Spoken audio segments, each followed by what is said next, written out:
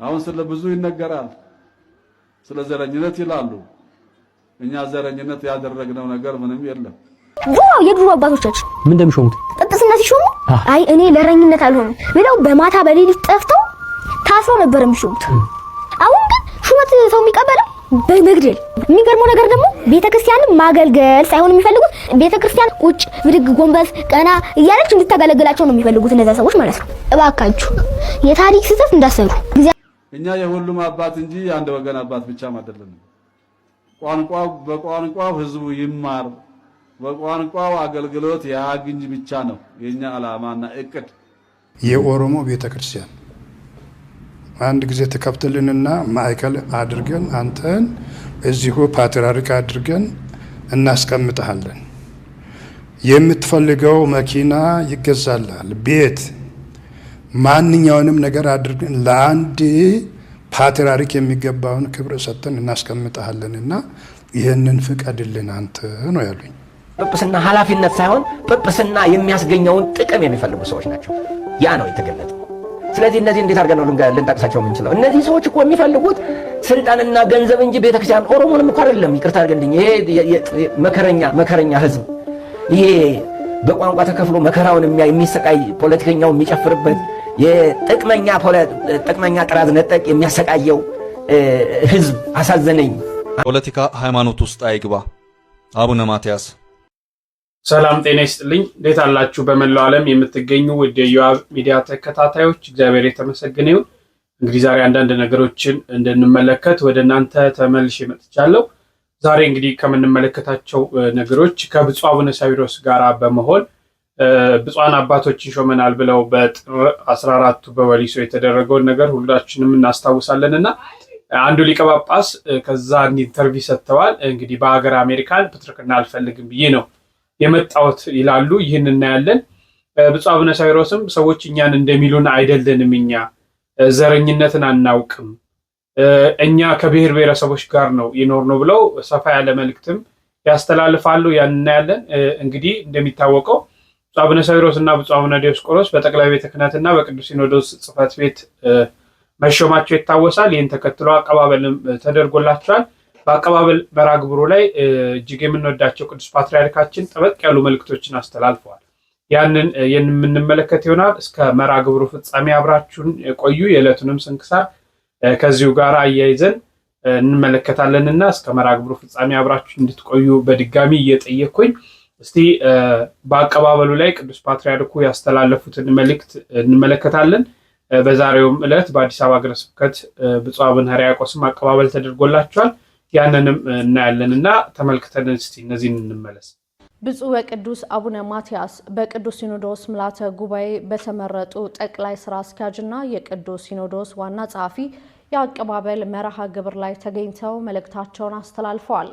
አቡነ ማትያስ በመልእክታቸውም የእግዚአብሔር ቤት በጸሎት ከመራ ነው ሁሉ ነገር ቀና ይሆናል፣ ዓለማዊ መንገድ ከተደበላለቀብን ግን አደገኛ ነው፣ ጋሻና ቅል ለየቅሉ ይሰለል እንደሚባለው መንፈሳዊነትና ፖለቲካ ለይተን መጓዝ ይኖርብናል ብለዋል። ለአዲሶቹ አመራሮችም ሁላችንም በሐቅና በቅንነት ልናግዛቸው ይገባል ሲሉ መልእክታቸውን አስተላልፈዋል። ይህችን ታላቅ ቤተክርስቲያን በእግዚአብሔር መንገድ ሰርተን ካልጠበቅናት አደጋው የከፋ ይሆናል ያሉት ቅዱስነታቸው ይህንንም በመገንዘብ ቤተክርስቲያንን በቀና መንገድ በመንፈሳዊነት መምራት ይኖርብናል ብለዋል። የተሰጠን ኃላፊነት መንፈሳዊ መሆኑን ግንዛቤ ውስጥ በማስገባት ለሀገራችን ሰላም የበኩላችንን አስተዋጽኦ ለማበርከት በትጋት መስራት ይኖርብናል ሲሉም ገልጸዋል። ፓትርያርኩ አክለውም ጥላቻ፣ ዘረኝነት፣ ጎጠኝነት አይጠቅመንም፣ እኛ መንፈሳዊ ነን፣ እግዚአብሔር ሲፈጥረን ንጹህ አድርጎ ነው የፈጠረን፣ እኛ በራሳችን መንገድ በመጓዛችን ነው ውርደት ተጠባባቂ የሆነው ብለዋል። በመጨረሻም ሁሉም ለተመረጡ አባቶች ብርታት እንዲሰጣቸው ተመኝተው የአገልግሎት ጊዜያቸውን ጨርሰው የተሰናበቱ አባቶችም ደግሞ ስራዎቻቸውን ሁሉ ይባርክ በማለት መርሃ ግብሩን በጸሎት ማጠናቀቃቸውን ከቤተ ክርስቲያኗ ማህበራዊ የትስስር ገጽ ያገኘነው መረጃ ያመለክታል። ፖለቲካ ሃይማኖት ውስጥ አይግባ። አቡነ ማትያስ። ብፁዕ ቅዱስ አቡነ ማትያስ ቀዳማዊ ፓትርያርክ ርዕሰ ሊቃነ ጳጳሳት ዘኢትዮጵያ ሊቀ ጳጳስ ዘአክሱም ወዕጨጌ ዘመንበረ ተክለ ሃይማኖት በቅዱስ ሲኖዶስ ምልዓተ ጉባኤ በተመረጡት ጠቅላይ ስራ አስኪያጅና የቅዱስ ሲኖዶስ ዋና ጸሐፊ አቡነ ሳዊሮስ የአቀባበል መርሃ ግብር ላይ ተገኝተው ባስተላለፉት አባታዊ መልእክት የእግዚአብሔር ቤት በእግዚአብሔር መንገድ ብቻ መመራት ይኖርበታል ብለዋል። የእግዚአብሔርን ቤት በአምልኮተ እግዚአብሔርና በጸሎት ከመራ ነው ሁሉም ነገር ቀና ይሆናል። ዓለማዊ መንገድ ከተደባለቀበት ግን አደገኛ ነው ያሉት ፓትርያርኩ ጋሻና ቅል ለየቅሉ ይሰቀል እንደሚባለው መንፈሳዊነትና ፖለቲካን ለይተን መጓዝ ይኖርብናል ብለዋል። አያይዞም ለአዲሶቹ አመራሮች የሁላችንም ድጋፍና ጸሎት ያስፈልጋቸዋል። ስለሆነም ሁላችንም እንደ አንድ ቃል ተናጋሪና እንደ አንድ ልብ መካሪ በመሆን በሐቅና በቅንነት ልናግዛቸው ይገባል ሲሉ መክረዋል። ይህችን ታላቅ ቤተክርስቲያን በእግዚአብሔራዊ መንገድ ሰርተን ካልጠበቅናት አደጋው የከፋ ይሆናል ያሉት ቅዱስነታቸው ይህን በመገንዘብም ቤተክርስቲያናችንን በቀና መንገድና በመንፈሳዊነት መምራት ይኖርብናል ሲሉ አሳስበዋል። ሰላም የሚገኘው ከሰላማዊቷ ቤተክርስቲያን ነው። ከቤተክርስቲያን ያልተገኘ ሰላም ከየት ሊገኝ ይችላል ሲሉ የጠየቁት ቅዱስነታቸው የተሰጠን ኃላፊነት መንፈሳዊ መሆኑን ግንዛቤ ውስጥ በማስገባት ለሀገራችን ሰላም የበኩላችንን አስተዋጽኦ ለማበርከት በትጋት መስራት ይኖርብናል ብለዋል። ጥላቻ፣ ዘረኝነትና ጎጠኝነት አይጠቅምም። እኛ መንፈሳውያን ነን። እግዚአብሔር ሲፈጥረን ንጹሃን አድርጎ ነው የፈጠረን። እኛ በራሳችን መንገድ በመጓዛችን ነው ወርደን ተጠባቂዎች የሆን ነው ያሉት ፓትርያርኩ እኛ ጠባቂዎች መሆናችንን አውቀን የጠባቂነት ሚናችንን ከጥላቻና ከዘረኝነት በራቀ መንገድ በመፈጸም ለሰይጣን ሳይሆን ለእግዚአብሔር ተመችተን መገኘት አለብን ሲሉ ምክራቸውን ለግሰዋል። በመጨረሻም አሁን ለተመረጡት አባቶች እግዚአብሔር አምላክ ጽናትንና ብርታትን ይስጥልን። የአገልግሎት ጊዜያቸውን ጨርሰው የተሰናበቱትን አባቶችም እግዚአብሔር አምላክ በቸርነቱ ይጠብቅልን፣ ስራዎቻቸውን ሁሉ ይባርክ በማለት መርሃ ግብሩን በጸሎት አጠናቀዋል። በቅዱስ ሲኖዶስ ምልዓተ ጉባኤ ውሳኔ መሰረት ለአዲስ አበባ ሀገረ ስብከት ለተመደቡት ለብፁዕ አቡነ ሕርያቆስ ሊቀ ጳጳስ ወደ ሀገረ ስብከቱ መግባታቸውን አስመልክቶ የእንኳን ደህና መጡ መርሃ ግብር እየተከናወነ ይገኛል። በመርሃ ግብሩ ላይም ብፁዕ አቡነ ሳዊሮስ የመንበረ ፓትርያርክ ጠቅላይ ቤተ ክህነት ዋና ስራ አስኪያጅ፣ ብፁዕ አቡነ ዲዮስቆሮስ የቅዱስ ሲኖዶስ ዋና ጸሐፊ፣ ሌሎችም በርካታ ብፁዓን አበው ሊቃነ ጳጳሳትም ተገኝተዋል ማለት ነው። እንዲሁም የመንበረ ፓትርያርክ ከፍተኛ የስራ ኃላፊዎች፣ ሊቀ ማእምራን የማነ ዘመንፈስ ቅዱስም የሀገረ ስብከቱ ስራ አስኪያጅ፣ የሀገረ ስብከቱ የክፍላተ ከተማ ቤተ ክህነት ስራ አስኪያጅ፣ ኃላፊዎች፣ ሰራተኞች፣ የገዳማትና የአድባራት አስተዳዳሪዎች በቦታው ላይ ተገኝተዋል። ለብፁዕ አቡነ ሕርያቆስም እንግዲህ የእንኳን ደህና መጡ መርሃ ግብር እየተከናወነ ይገኛል። እንደሚታወቀው 2 ዓመት ከ6 ወር አካባቢ ብፁዕ አቡነ ሄኖክ አዲስ አበባ ሀገረ ስብከትን በሊቀ ጵጵስና ሲመሩ እንደነበረ ይታወቃል። አሁን ብፁዕነታቸው ወደ ደቡብ አፍሪካ ተመድበዋልና በእሳቸው ምትክ ብፁዕ አቡነ ሕርያቆስ የአዲስ አበባ ሀገረ ስብከት ሊቀ ጳጳስ መሆናቸው የሚታወስ ነው። ለብፁዕ አባታችን መልካም የአገልግሎት ዘመን እንዲሆን ሁላችሁም ተመኙላቸው።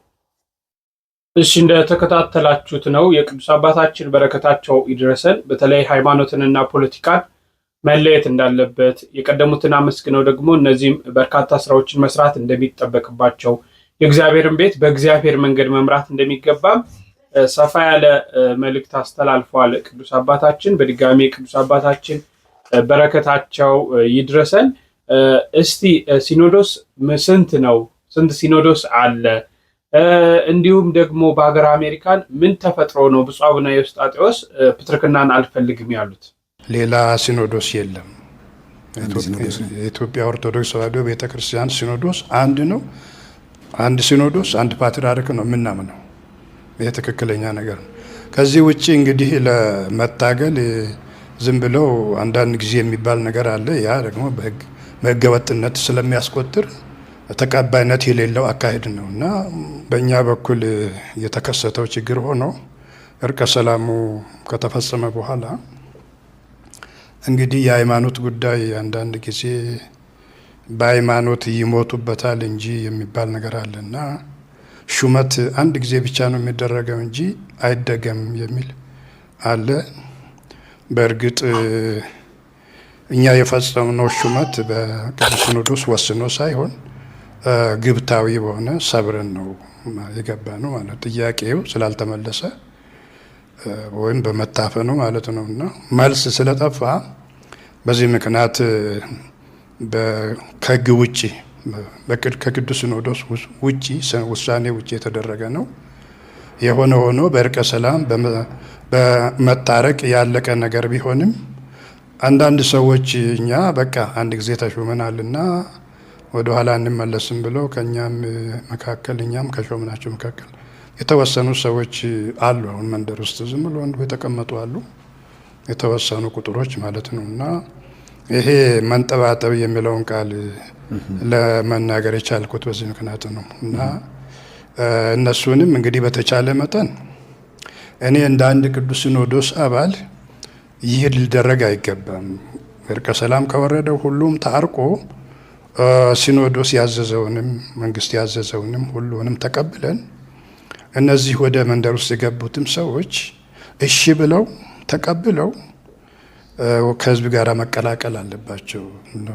ቆባቸው ቆብ ደፍተናል ብለው ቆብ እኮ የሚደፋው ሊገለገልበት ነው ሊሰራበት ነው እንጂ በመንደር ውስጥ ገብተው ታፍነው ሊቀመጡ አይደለም።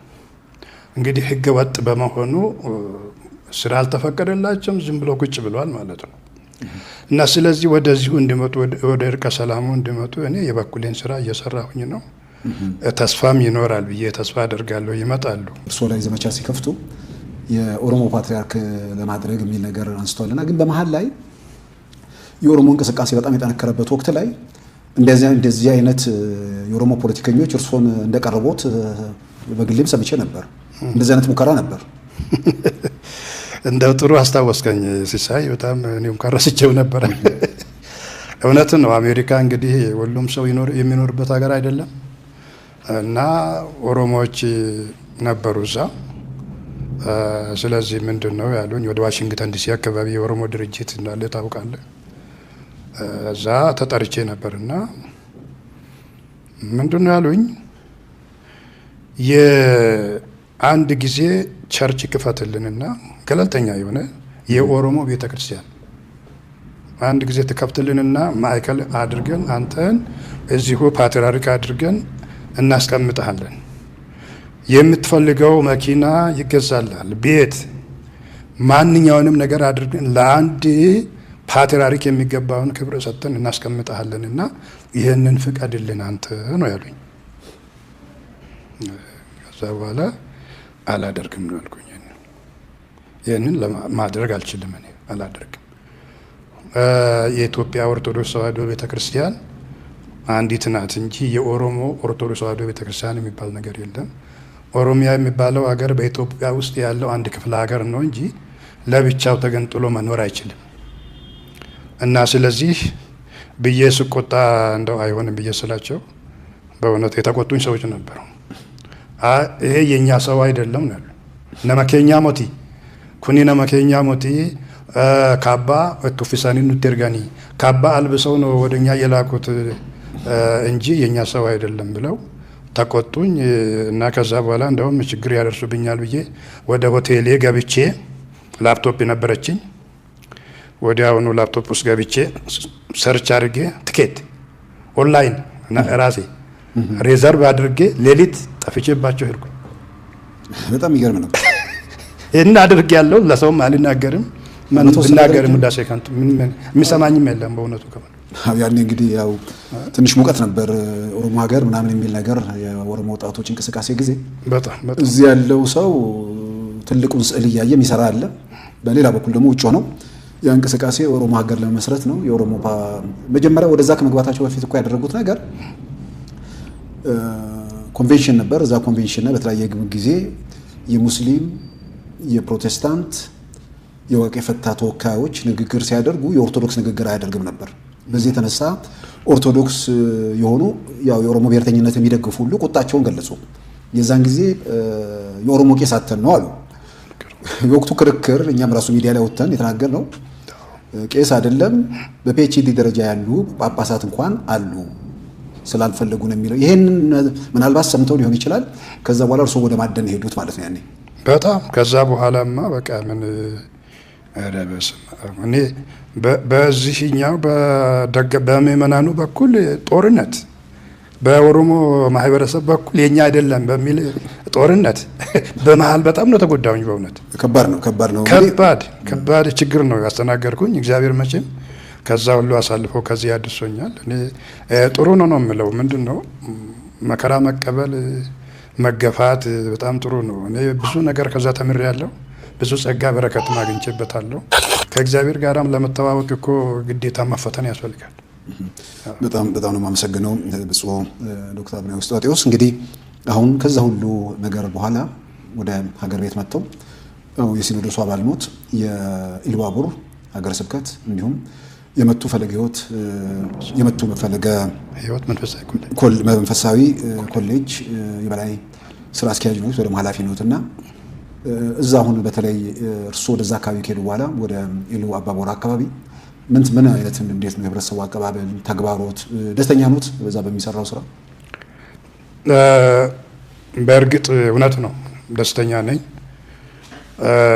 መጀመሪያ ላይ ወደ ኢሉባቦር ሲሄድ አንድ እዛ የተመደቡ አባት ታላቅ አባት ነበሩ። በእውነት ከሊቃውንት መካከል አንዱ የሆኑ በደብረ ሊባኖስ ገዳም አድገው ተምረው ብዙ ደቀ መዛሙርት ወይም ሊቃውንት ያፈሩ አባት ነበሩ። እንግዲህ እንደተከታተላችሁት ነው የኢትዮጵያ ኦርቶዶክስ ተዋሕዶ ቤተክርስቲያን ቅዱስ ሲኖዶስ አንድ ነው ብለው ተናግረዋል። እንግዲህ ግን እነሱ የሾሟቸው ሾመናቸዋል ያሉት በየቦታው የሚገኙ በየተለያየ አካባቢ የሚገኙ በየቤት ውስጥ ደግሞ ልብሰ ጵጵስናቸውን ሳያወልቁ የተቀመጡ አሉ፣ ዝም ብሎ በመልበስ ማለት ነው። ይህን ለምንድን ነው ማያስቆሟቸው? መቼም ሳያውቋቸው ቀርቶ ነው ብዬ አላስብም። እኛ የሾምናችሁን አንስተናል ማለትም ይቻል ይመስለኛል። እንግዲህ በየቤቱ ያሉትንም ራሳቸው ተናግረዋል። በሀገር አሜሪካን እንግዲህ ለረዥም ዓመታት በሀገር አሜሪካን ነው የኖሩት እኚህ ብፁዕ ጳጳስ። እንግዲህ ሊቀ ጳጳሱ እንዳሉት ፕትርክናን አልፈልግም ሾመን እንዲያድርገን ሲሉ እኔ አልፈልግም ብዬ አይሆንም፣ ኦሮሚያ ማለት የኢትዮጵያ አንዷ ክፍል ናት እንጂ ሀገር አይደለችም ብዬ አምልጬ ጉዳት ያደርሱብኛል ብዬ አምልጬ ነው የመጣሁት። ይህንን ለሰዎችም አልናገርም ከንቱ ውዳሴ እንዳይሆን። ስለዚህ ይህን ያህል ተጋድለናል እኛ ለቤተ ክርስቲያኒቷ ለማለት ነው እንግዲህ ይሄ የመጣው። ይህን ያህል ተጋድለናል። ሹመትና ስልጣን ከሆነ ብንፈልግ ያንን ማድረግ እንችል ነበር። እኛ ግን ሹመትና ስልጣን አይደለም የፈለግነው። ብፁዕ አቡነ ሳይሮስም ደግሞ ጓደኛቸው እንደሆነ እንደሚመክሯቸውም ሰፋ ያሉ ሀሳቦችን አንስተዋል። በዚህ ውስጥ እንግዲህ ሰዎች የየራሳቸውን ግንዛቤ፣ የየራሳቸውን ውሳኔ፣ የየራሳቸውን ነገር ይወስዳሉ ብዬ አስባለሁ። እንግዲህ ይህን ያህል ለቤተክርስቲያኒቷ ዋጋ ከከፈሉ፣ ይህን ያህል ለቤተክርስቲያኒቷ ካሰቡ ትናንትና እነዛም ነገሮችን አለማድረግ ይችሉ ነበር ብዬ አምናለሁ። እንግዲህ ቅዱስ ሲኖዶስም አንድ ነው ብለው ካመኑ የቅዱስ ሲኖዶስ እንግዲህ አንድ ነው። አዎ፣ ግን የቅዱስ ሲኖዶስን ውሳኔ ማስከበርም ይችላሉ ብዬ አስባለሁ። እነዚህ ሶስቱ ሕፃን አባቶች በተለይ በየቤቱ አሁን 3-4 አሉ የጵጵስናውን ልብስ ለብሰው የተቀመጡ በየቤቱ እየቀያየሩ። እኔ በጣም በሚገርመኝ አንድ ቀን ጥቁር ይለብሳሉ፣ አንድ ቀን ነጭ ይለብሳሉ፣ አንድ ቀን ልብሰ ተክህኖ የመቀደሻ አይነት ልብሶችን ለብሱ። የት ለብሷቸው እንደሚሄዱ አላውቅም። በየማህበራዊ ሚዲያ ሲሰራጭ እናያለን። ከ3-4 ሰዎች ጋር ፎቶ እየተነሱ ይለቀቃል። እና ይህን ያለ ስልጣን ጥማት ያላቸው አካላቶችም አሉ። ይህንን ግን እነዚህ አባቶች ማስቆም ይችላሉ የሚል እምነት አለኝ። እሺ፣ ብፁዕ አቡነ ሳዊሮስ እንግዲህ ሰዎች እኛን አልተረዱንም እያሉ ነው። የኢትዮጵያ ሕዝብ ሁሉ አንድ ነው። ቤተክርስቲያን ቅድም እንደተባለው አንድነትን ነው የምታስተምር፣ ትብብርን ነው የምታስተምር። የኦሮሞ ሕዝብ ደግሞ ሁሉንም አቃፊ ነው። ከሁሉም ጋራ የኖረ አሁንም የሚኖር ነው። ሰው የሚወድ እንጂ ሰውን የሚጠላ አይደለም። ግን በነፃነት በቋንቋችን እንማር፣ በቋንቋቸው ይማሩ በማለት ነው እንጂ ሌላ ጉዳይ አይደለምና አሁን ስለ ብዙ ይነገራል። ስለ ዘረኝነት ይላሉ። እኛ ዘረኝነት ያደረግነው ነገር ምንም የለም። በዛም ጊዜ በሹመቱ ጊዜ ስንሾም ግን ከአማራውም ከኦሮሞውም ከደቡቡም ጭምር ጨምረን ነው ሹመቱን ያካሄድነው እንጂ አንድ ወገን ብቻ አይደለም። አንድን ወገን ብቻ አልሾምን በዛ ሰዓት ማለት ነው። ሁሉንም ቀላቅለን ነው። ስለዚህ አሁንም ቢሆን የምናገለግለው የምናስተምረው ሁሉንም ነው። እኛ የሁሉም አባት እንጂ አንድ ወገን አባት ብቻም አይደለም። በቋንቋው ህዝቡ ይማር፣ በቋንቋው አገልግሎት ያግኝ ብቻ ነው የኛ ዓላማና እቅድ። ስለዚህ አሁንም ይሄ ይቀጥላል፣ መሆን አለበት። ቅዳሴው መቀደስ አለበት። ወንጌሉ በኦሮምኛ መሰበክ አለበት። ምዕመናን ልጆቻችን አገልግሎት ማግኘት አለባቸው፣ መገልገል አለባቸው። ስለዚህ ይሄ ነው እኩልነት ማለት የተፈለገው ማለት ነውና ስለዚህ በዚህ ምክንያት እንጂ ያልገባቸው ያላወቁት ብዙ ይላሉ። ብዙ ነገር አለ እና ሌላው ተገፍቶ ከላይ እስከታች ያለው አንድ አይነት ሆኖ መኖር የለበትም የሚል ነገር። እኛ ዘረኝነትን የምንቃወም ሰዎች ነን። ዘረኝነትን ለማስፋፋት ሳይሆን ዘረኝነትን የምንቃወም፣ ዘረኝነት መቆም አለበት የምንል ሰዎች ነን። ሰዎች አልተረዱንም እንጂ በዚህ ምክንያት ነውና ዛሬ በዚህ መገናኛታችን በጣም ጥሩ ነው። ብዙ አላወራም። ስለዚህ እጅግ በጣም ሁላችሁንም እናከብራችኋለን። እኛ የሁላችሁም አባት ሁኜ ነው የመጣሁት።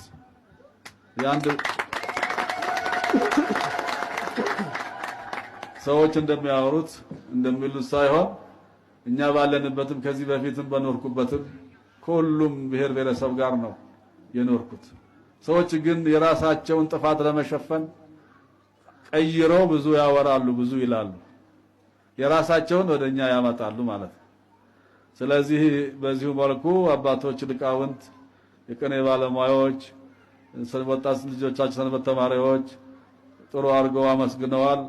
በጣም እጅግ እናመሰግናችኋለን። መምህር ማለት መጋቤ አቃቤ ሃይማኖት። እሺ ብፁዕነታቸው እንግዲህ እንደተናገሩት ሰምታችኋል።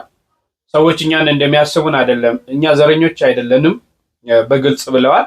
ስንሾም እንኳን ከአማራውም ከተለያየ ብሔር ብሔረሰብ አድርገን ነው ሹመት የሰጠ ነው እንጂ እኔ በበኩል የኖርኩት ከብዙ ብሔር ብሔረሰቦች ነውና እንዲህ አይነት ነገር የለም። በቋንቋ ይማሩ የሚል እምነት ነው፣ በቋንቋ ሃይማኖታዊ ይስፋፋ የሚል ነው እንጂ ሌላ ታሪክ አይደለም የሚሉ ነገሮችን ነው ያነሱት።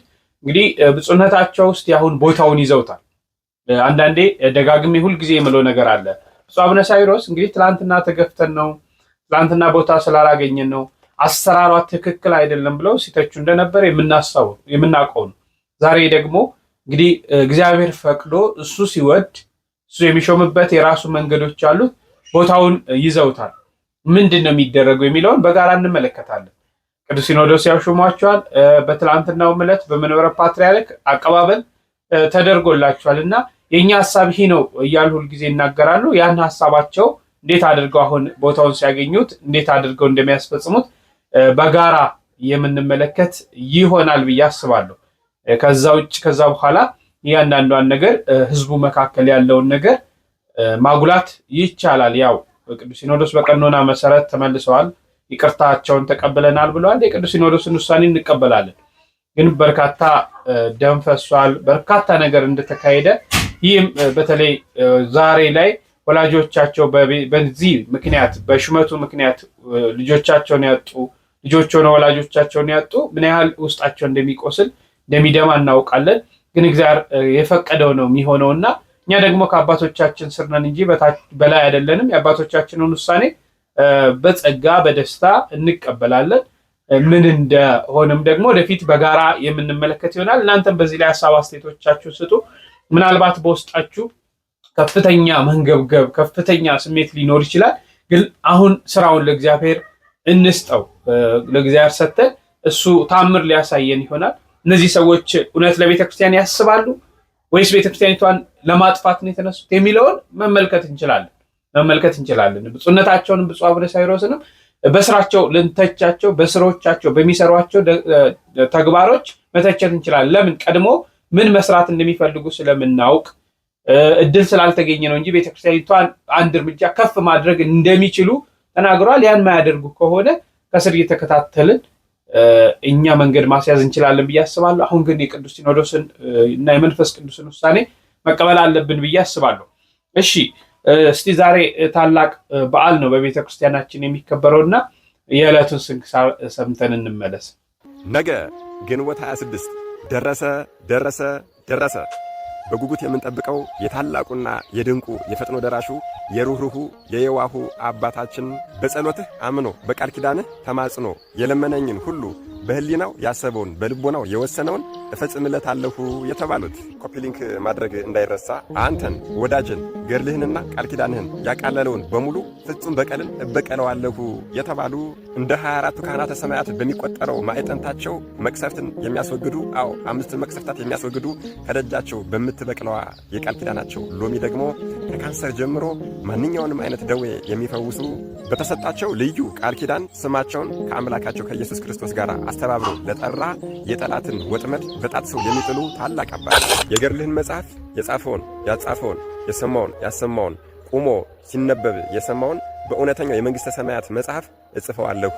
ለቤተ ክርስቲያንህ ማንኛውንም የሚችለውን ስጦታ ያበረከተ እንደዚሁም ደግሞ ለተቸገረ የመጸወተ ቢያጣ እንኳን ቀዝቃዛ ውሃንም ቢሆን በስምህ ቢዘክር የፈለገውን ያሻውን ነገር እፈጽምለታለሁ የተባሉ እኔ አምላክህ በሰጠው ቃል ኪዳን ለሚታመኑና ለሚተማመኑ ለሚማጸኑ ሁሉ የፈለጉትን ነገር ታደርግላቸው ዘንድ እኔ ቃሌ የማያብል ፈጣሪህ አማኔ በርእሴ ብዬ ማልሁልህ የተባሉ በሳምንት አንድ ቀን ቅጠልን በመመገብ 40ና 80 ቀን ይጾሙ የነበረ በፈለጉ ጊዜ ወደ ኢየሩሳሌም የሚሄዱበት የእሳትና የብርሃን ሰረገላ የተሰጣቸው ከእግዚአብሔር የታዘዙ 5ቱ መቅሰፍታት እኔ ካለሁበት አካባቢ ይርቁ ዘንድ እኔ በተቀበርኩበት በደብረ ሊባኖስ ተቀበርልኝ ብለው ታላቁ አባታችን ሐዲስ ሐዋርያ አቡነ ተክለ ሃይማኖት የለመኗቸው ከ500 በላይ ስውራን ቅዱሳን ከሮም ከግብጽ ከአስቄጥስና ከሲሃት በረሃ ቡራኪያቸው ለመቀበል ቢመጡ ሊቀ መላእክት ቅዱስ ሚካኤልና ቅዱስ ገብርኤል እየተራዷቸው ቅዳሴን ቀድሰው ያቆረቧቸው ታላቅ አባት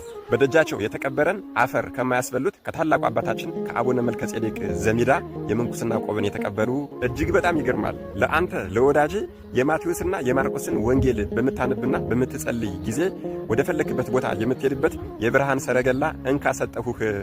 የዮሐንስና የሉቃስን ወንጌል በምታነብ ጊዜ ደግሞ እንደዚሁ ወደ ፈለክበት ቦታ የምትሄድበት የእሳት ሰረገላን እንካ ሰጠሁህ የተባሉ ታላቅ አባት በፍጹም እምነት ሆኖ ስምህን የጠራ ዝክርን የዘከረ በቃል ኪዳንህ ተማጽኖ የሀብተ ማርያም አምላክ ሆይ እባክህን አድነኝ ቢል በህሊናው ያሰበውንና በልቡ የወሰነውን ፈጽሜለት ከሰይጣን ወጥመድ አድነዋለሁ የተባሉ ታላቅ አባት እንደ ወዳጄ እንደ ሰማዕቱ እንደ ቅዱስ ፊቅጦር በእናቴ በቅድስት ድንግል ማርያም ፍቅር አተምኩህ የተባሉ የእናታችን የቅድስተ ቅዱሳን የቅድስት ድንግል ማርያምን ቅዳሴ መዓዛ ቅዳሴን በሚቀድሱ ሰዓት የዓለም መሰረት ማርያም ሆይ ወደኔ ነይ በሚሉ ሰዓት እናታችን ቅድስት ድንግል ማርያም ነቢያትን፣ ሐዋርያትን፣ ጻድቃን፣ ሰማዕታትን፣ መላእክትን በቀኝ በግራ በፊት በኋላ አስከትላ የምትገኝላቸው የሰው ልጆች ሁሉ ጠላት ዲያብሎስ በዚህ ሰው ላይ አሰልጥነኝና ልፈትነው ብሎ ቢጠይቅ አይደለም በእርሱ ላይ ልትሰለጥን ቀርቶ በእርሱ ስም በተማጸነ ጸሎት ባደረገ በቃል ኪዳኑ በተማመነ ሰው ላይ እንኳን መሰልጠንና ካጠገቡ መድረስ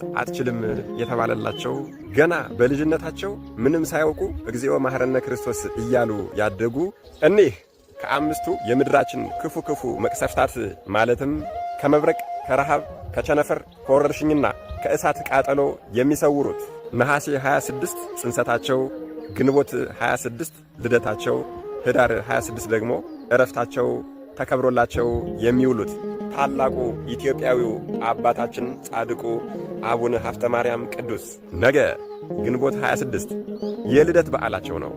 አካውንቴ ብዙ ሪፖርት ስለተደረገበት እንደ ድሮ ቪዲዮዎች ቫይራል እየወጡና እየታዩ አይደለም። ለዚህም ነው በውስጥ መስመር ያናገራችሁኝ ሰዎች በሙሉ ሁላችሁም ቪዲዮ የማይደርሳችሁ አካውንቴ ስለተመታ ነው። ስለዚህ ሁላችሁም እባካችሁን ይሄ ቪዲዮ እኒህን ጻድቅ ሁሉም ሰው ያውቃቸውና ሁሉም ሰው ከበረከታቸው ይሳተፍና ቃል ኪዳናቸውን ያውቀውና ይጠቀምባቸው ዘንድ ኮፒ ሊንክ በማድረግ ተባበሩ።